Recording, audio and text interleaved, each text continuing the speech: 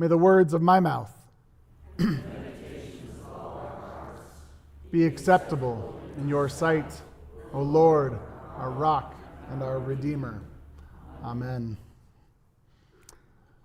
I remember a friend of mine telling me once a few years back about an experience that they had, very similar to, for those of you that were here for a while, I had an experience once where I was saying the Lord's Prayer up front, and I've always been nervous that I was going to mess up the Lord's Prayer, and so I always read it off the screen, just so that I don't get to the end of the Lord's Prayer and say something like, "For liberty and justice for all."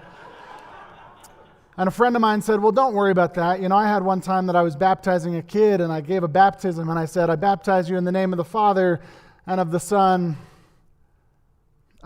There's one more." They totally forgot what they were talking about. Today we're going to talk about what it means when we say that we are praying for people in the name of the Father. What does it mean to be a father? What does it mean that father likeness is likened to God?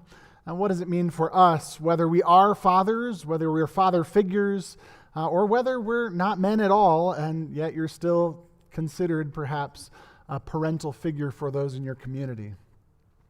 For the past few days, I've been attending the 2025 annual conference session of the Mountain Sky Conference. I guess technically the 2020, I don't know how it works. But anyway, it was the one that was just last week.